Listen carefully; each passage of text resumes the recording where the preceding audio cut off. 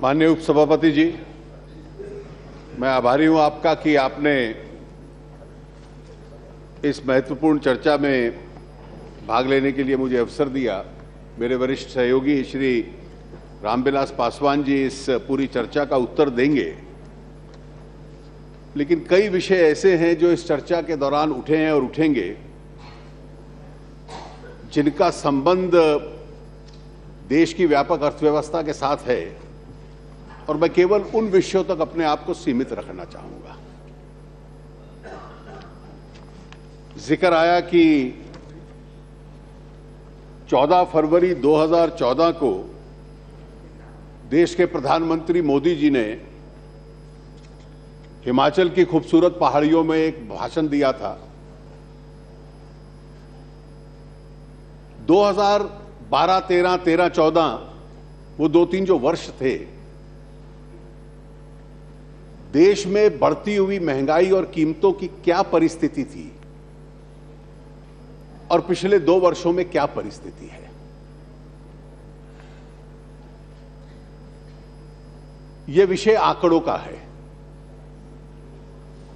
ये नारों का नहीं है। और इसलिए यूपीए की सरकार जब सत्ता में थी, और अगर मैं आंकड़े दिखलाऊं तो किसी भी तरह के आंकड़े ले लिए जाए, होलसेल प्राइस इंडेक्स के ले लिए जाएं, कंज्यूमर प्राइस इंडेक्स के ले लिए जाएं, फूड इन्फ्लेशन के ले लिए जाएं, तो यूपीए शासनकाल की क्या परिस्थिति थी जब फरवरी 2014 में जिसका जिक्र किया गया मोदी जी के भाषण का, वो भाषण दिया गया था।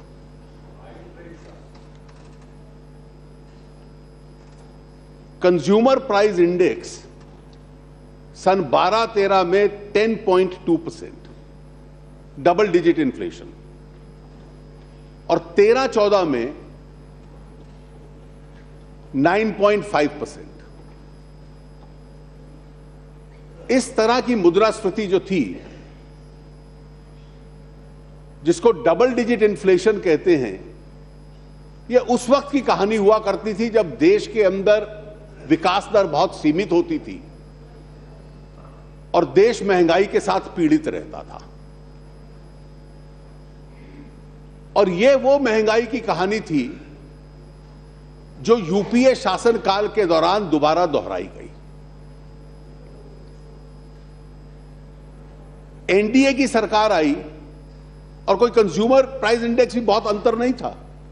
कंज्यूमर मैंने बतलाया, फूड प्राइस इन्फ्लेशन आखिरी 2 वर्ष जो यूपीए के थे 12.2%, 11.3%। पिछले कुछ वर्षों में महंगाई की सबसे गंभीर परिस्थिति अगर कोई थी तो यूपीए अपने शासनकाल में जब सत्ता से बाहर गई तो महंगाई को उस परिस्थिति में छोड़कर गई थी।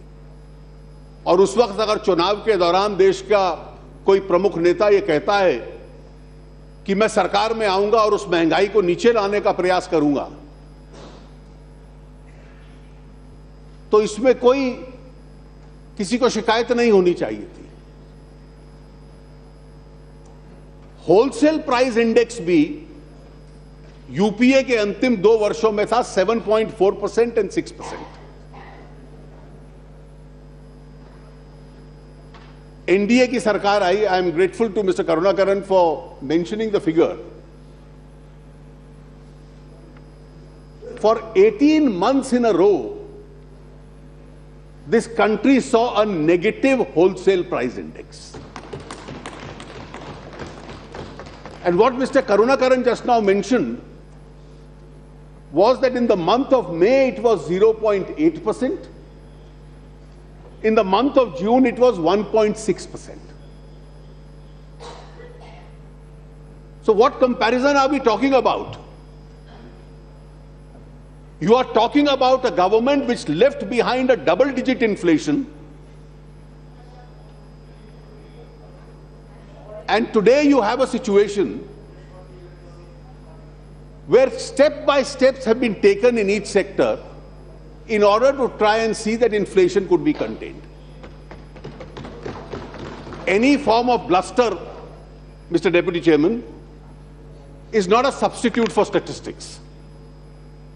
These are hard facts, these are published facts, these are in public domain. ये सच्चाई है कि आज जुलाई का महीना है, आप सब्जी का उदाहरण दे दें, मॉनसून बरसात के महीने में जब बरसात आने से पूर्व एक सीजनल राइज होता है। मैं केवल उन्हीं वस्तुओं का जिक्र करूंगा जिसका कि आज जिक्र किया गया। यह महीना सीजनल राइज का है, जब फसल आती है तो दाम गिरता है। अब आपने जिक्र किया गया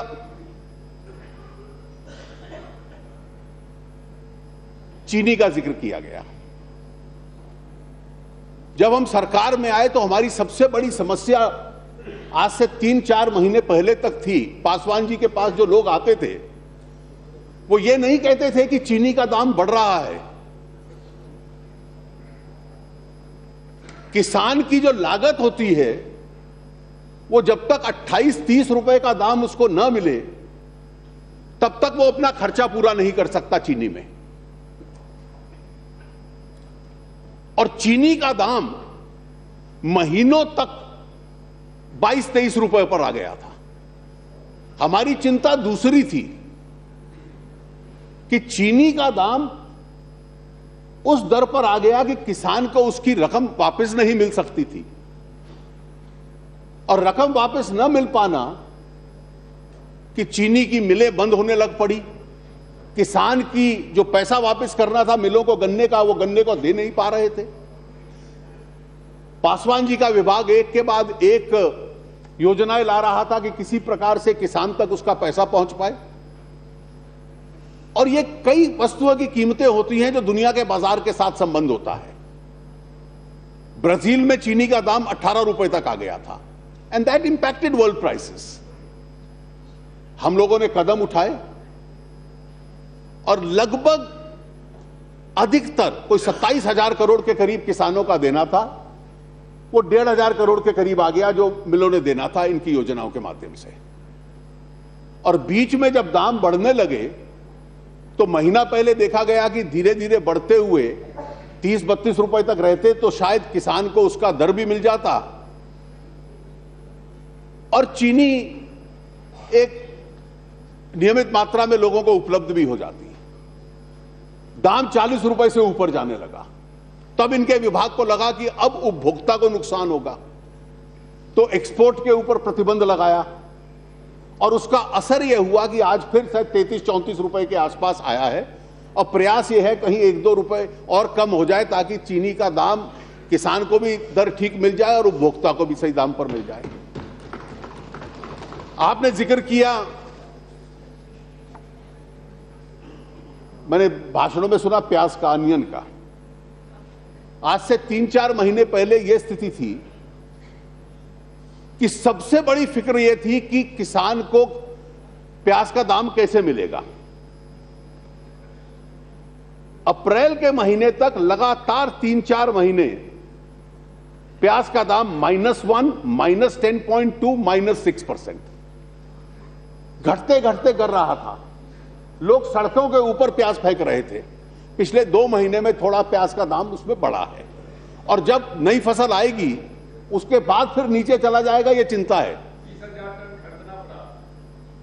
20,000 टन फेंकना पड़ा, खरीदना पड़ा, पासवान जी कह रहे हैं, इसलिए कि किसान को उसका दाम पड़ पाए। और आज हम बिना आंकड़े देखे हुए कहें कि आसमान तक प्याज का दाम पहुंच गया।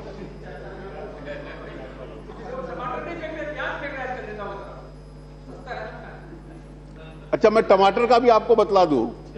आपने जिक्र किया, मार्च के महीने तक सलीम साहब लगातार 3 महीने टमाटर माइनस की रेंज में जा रहा था। अब प्री मॉनसून सीजन में बढ़ने लगा, मॉनसून की फसल आएगी फिर आप देखना। और मैं इसका जिक्र इसलिए कर रहा हूं कि हमारी सरकार का जो पूरा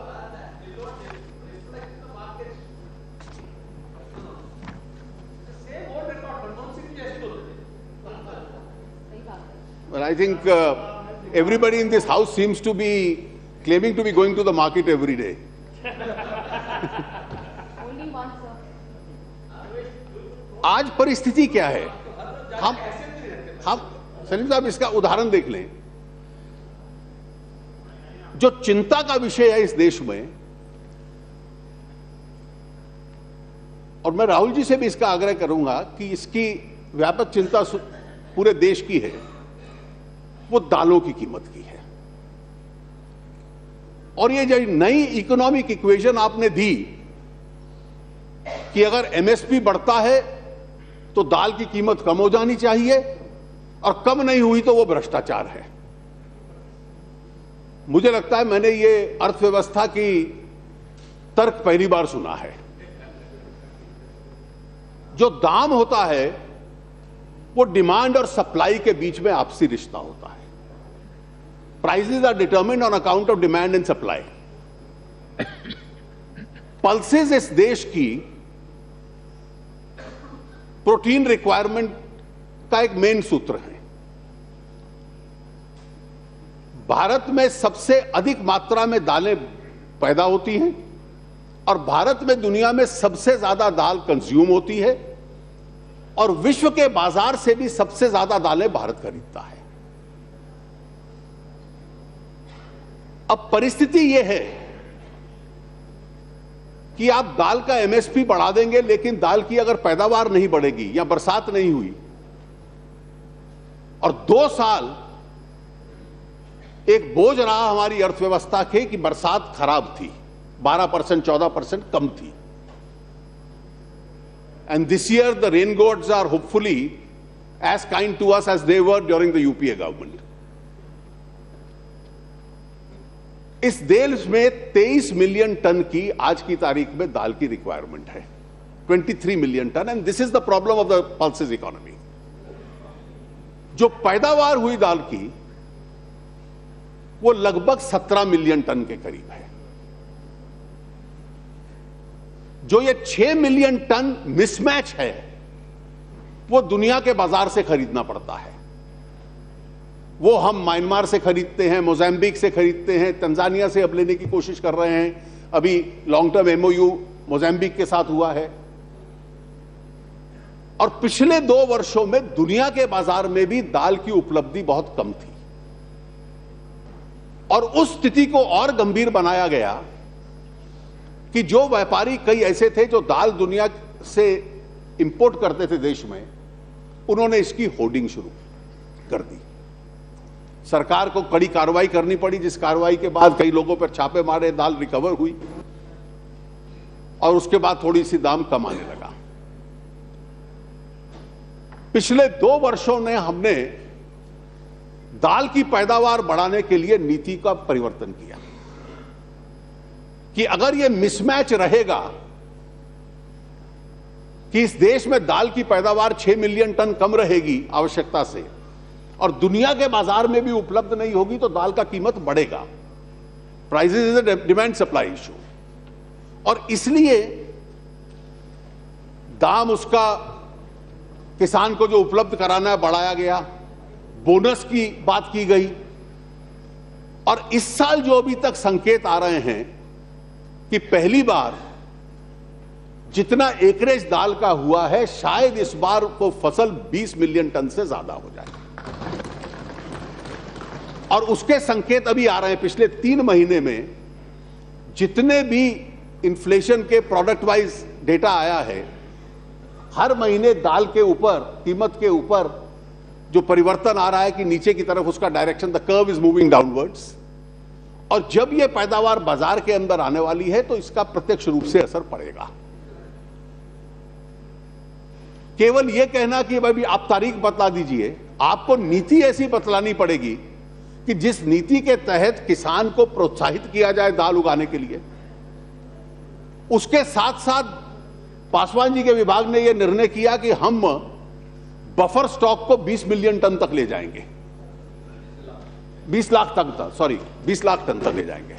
और 20 लाख टन के साथ साथ दुनिया में हमने लॉन्ग टर्म अरेंजमेंट्स अब मोजाम्बिक वगैरह के साथ किए हैं।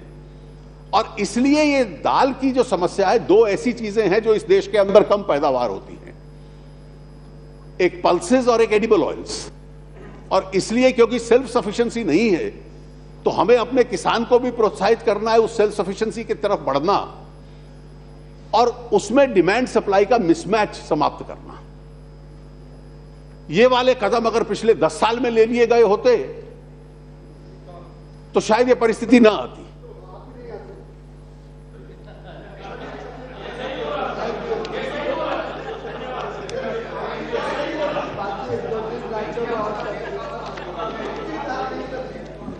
आज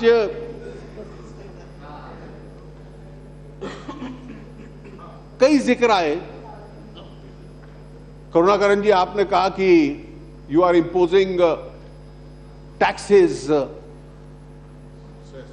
you come from Kerala sir, at least we have not imposed taxes on food products.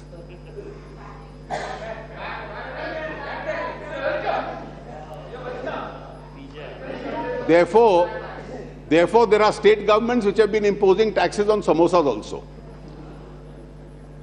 So before you start,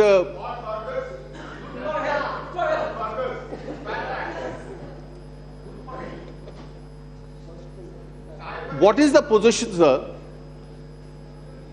If we look at a reference has been made with regard to petroleum prices. Now, it is true that the prices of crude have come down.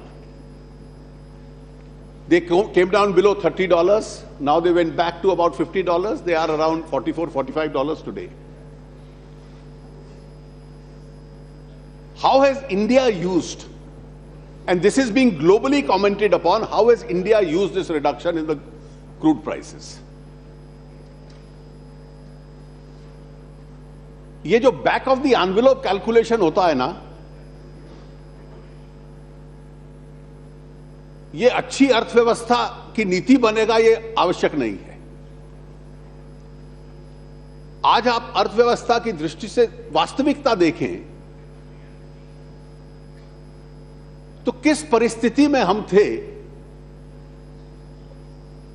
कि पूरे विश्व ने हमारी अर्थव्यवस्था के संबंध में कहना शुरू कर दिया कि आपकी अर्थव्यवस्था और आपकी नीति बनाने की जो क्षमता है उसको लकवा मार चुका है, पॉलिसी पैरालिसिस। दुनिया के सबसे प्रतिष्ठित लोग, पत्रिकाएं ये कह रहे थे कि ब्रिक्स देशों में जो आई है, आई फॉर इंडिया, वो ब्रिक्स में से बाहर हो जाएगा। प्राइवेट क्षेत्र की जो इन्वेस्टमेंट कमजोर है और उसकी कमजोरी के पीछे कारण बड़ा स्पष्ट है कि दुनिया में डिमांड की कमजोरी है और इस देश के अंदर आपने कहा कि 52,000 करोड़ रुपए के कुछ माफी दे दी, मुझे समझ नहीं आया, आप मुझे बतलाएंगे तो मैं I stand educated on the subject. लेकिन परिस्थिति यह थी अर्थव्यवस्था की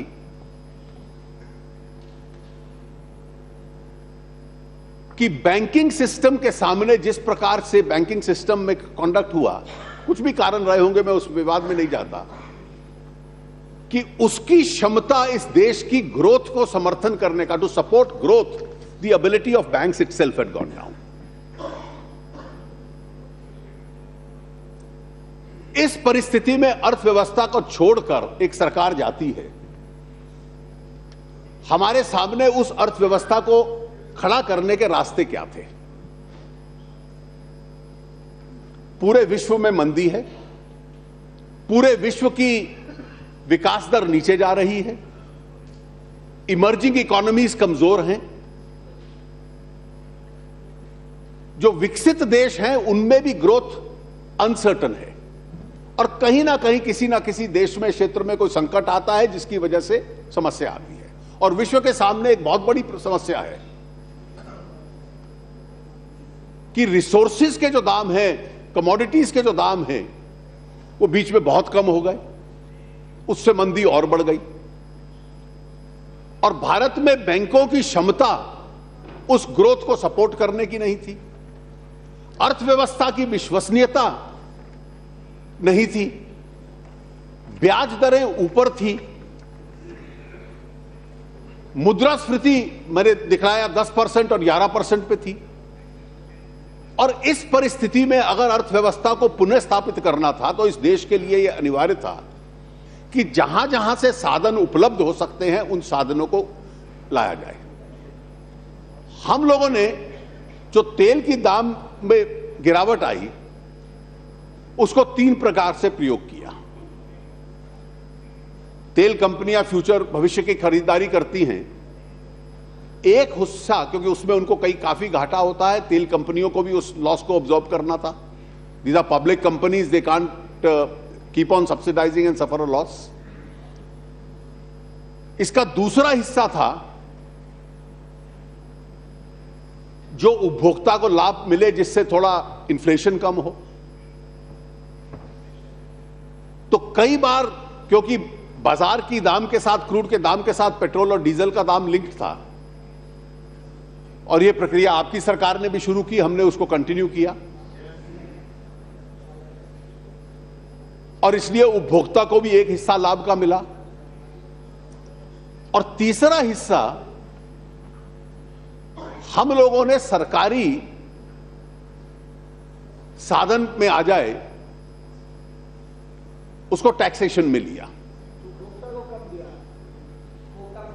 अरे बता रहे हैं ना, आप सुन तो लीजिए। Dipender ji, that money is used for the benefit of the consumer. Now that goes into the central pool of taxes. 42% of it goes to the states. 58% is retained by the center. And therefore that additional resource is used by the center for capital investment and infrastructure. Now the man who uses petrol and diesel and drives his car now drives on a much better highway, and somebody has to pay for that highway. Do you know the state in which the UPA left the state of the national highways? The first 17 tenders which were issued by this government didn't get a single response. The highway sector had to be revived. Railways needed more investment. The port sector needed more investment. Investment in rural roads had to be increased. And therefore the NDA government, Mr. Modi's government, used this entire investment. We made up for the loss of the oil companies. We passed on benefit to the consumer, and we used the third part of the share also in enlarging public interest by diverting it into public investment. We empowered the states by giving them more resources so that they could also make public investment. And if India today for 2 years in a row is the fastest growing economy in the world, it is thanks really to this public investment and to the FDI that has been coming into this country. तो इस देश में जो विदेशी मुद्रा आई, FDI आई, और ये public investment हुई, ये उसी का असर है कि मंदी के दौर में भी हम लोग एक रिस्पेक्टेबल रेट पे, हमारी क्षमता इससे और ज्यादा है, हम इससे संतुष्ट नहीं हैं। So when the going is good, everybody in the world grows. But when the growing is challenging, then to become a fast-moving economy is the real challenge. And therefore you had to employ tools and policy directions by which you could use this for the larger benefit of the economy itself. And therefore, please don't indulge in this back of the envelope calculation. It will mislead you. You could have passed on the entire advantage and then said, we have no public investment to make and therefore our growth rates go down. That's not in larger public interest. And therefore, I think this time has come that we must settle this issue, that the benefit of the oil prices has been shared 3 ways. And I believe our government has done the correct policy by sharing it 3 ways. It's been used for the benefit of public oil companies so that they continue to have a robust strength. It's been used for the benefit of the consumer by giving him the benefit. It's been used for creating infrastructure and for the larger interest of the society. And that also has helped us. अब आपने कहा कि हमने ऋण माफ कर दिया किसानों का, इस साल ग्रामीण सड़कों पे 3 गुना ज्यादा खर्च होगा। ऋण तो एक बार माफ होता है, लेकिन ग्रामीण इंफ्रास्ट्रक्चर जब खड़ा होता है, rural roads, rural sanitation, interest subvention, एक लैंडमार्क क्रॉप इंश्योरेंस स्कीम, अब 10 तरह के डिवाइस, रूरल सैनिटेशन, इरिगेशन जो प्रधानमंत्री कृषि सिंचाई योजना है, अब इन तमाम कदमों से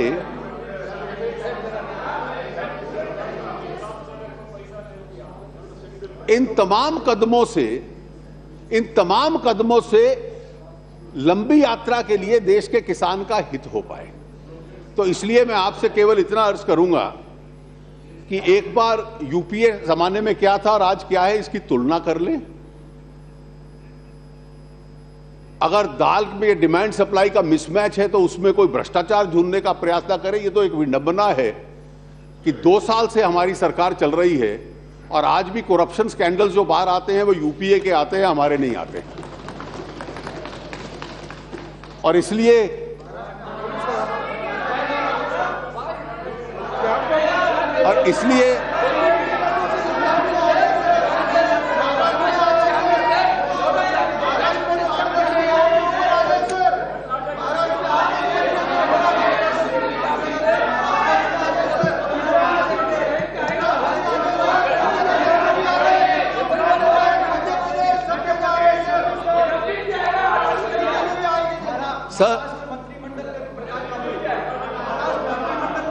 माननीय उपसभापति जी, मेरा इतना ही कहना है कि हम लोगों ने डबल डिजिट इन्फ्लेशन इनहेरिट की थी, उसको नियंत्रण में रखा है और उस हालात में नियंत्रण में रखा है जब 2 साल बरसात खराब थी और इसलिए फूड इन्फ्लेशन जिसकी वजह से बढ़ती थी। इस बार जो परिस्थिति है बरसात की जिस दिशा में जा रही है उससे अर्थव्यवस्था का भी लाभ होगा और मुझे पूरा विश्वास है कि आने वाले दिनों में जो नियंत्रित इन्फ्लेशन है और संख्या में अपने आप में कम होगी। आपका बहुत बहुत धन्यवाद।